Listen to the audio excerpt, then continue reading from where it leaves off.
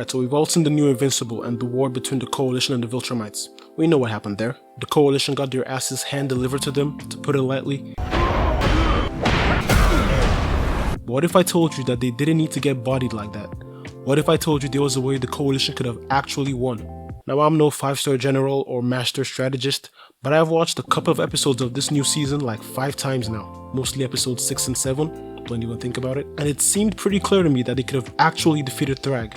Now I gotta hand it to them, they were on the right track, they already had the right tools for the job, it was just a case of them using those tools more strategically. By the way, this is just for fun and not to be taken too seriously.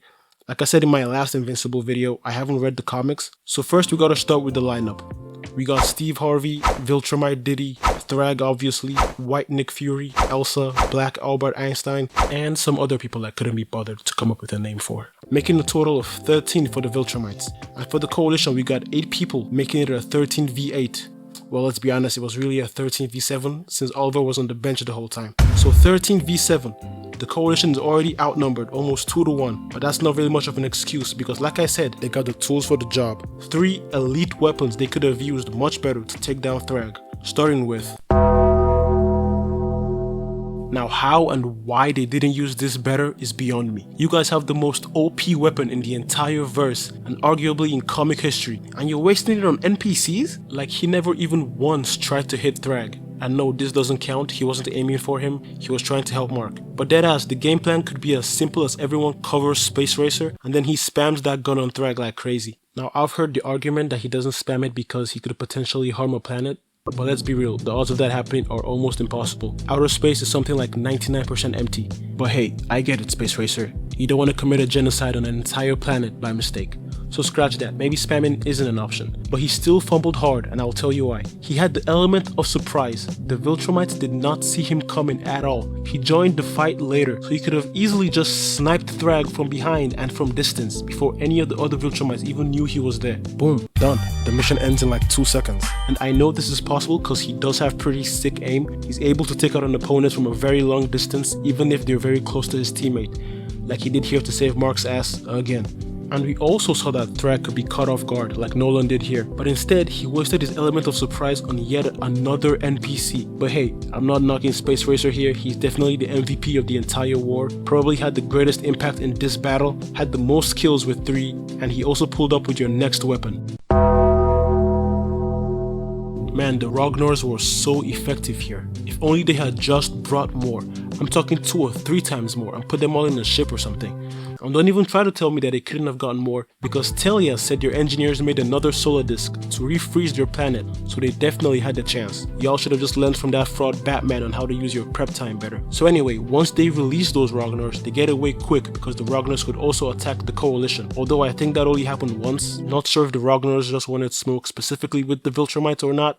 But anyway, you get the Ragnars to do most of your fighting for you. We saw them waste a couple of Viltrumites. These things are almost on par with the Viltrumites for strength and durability. A Ragnar is the reason Conquest has only 1 arm. They bit that shit clean off. Fucked up his eye too. They can go band for band with a lot of Viltrumites. Now imagine like 30 to 50 of them. You telling me the 13 Viltrumites there could keep up? Hell no. Now Thragg might be able to hold off like 5 or even 10 of them at once, but even if he can, the Ragnars are just there to distract him and keep him busy while Space Racer on some deadshot timing absolutely wastes Thragg with the Infinity Ray. And this is exactly what I'm talking about when I say they had the weapons needed. They were just much better ways they could have combined them to dominate the battle. And I haven't even mentioned your last weapon.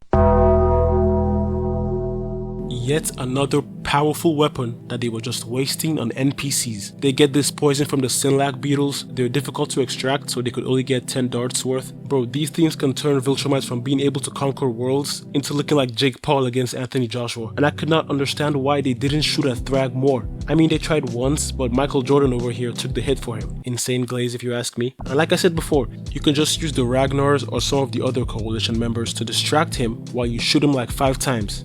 Hell, you know what? Just empty the entire clip on bro. I know Thragg is a force of nature, but are you gonna tell me he can handle being attacked by the Ragnars while being shot at by the Infinity Ray and the Sinlac poison darts? I personally don't think so, but yo, feel free to school me in the comments if you think otherwise. And even though Thragg has godlike reflexes and awareness, like this moment of aura forming right here, it's not like he can dodge what he can't see or isn't aware of. He's not Spider-Man, ain't no spidey senses here, little bro. If he's distracted enough, you can get a couple hits from the back, pause. And you know what? Even without all these plans I've been describing, they could have still done better. There were a lot of missed chances on their part. Like towards the end, after Viltrum was destroyed and Thragg is disciplining Nolan and Mark like an African parent, 8 Viltrumites have been killed at this point, leaving only 5 remaining. So they were vastly depleted at this point. You got Craig crashing out because he just lost yet another teammate. And then Space Racer decides to call it a day, cops the plea, throws in the towel, and dips. Then Alan and Tech Jacket skedaddles alongside with him. The Viltrumites even let them go.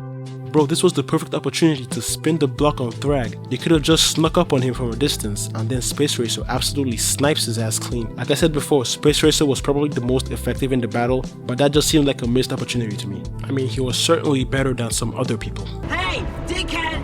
A black hole call! He wants it sucked back!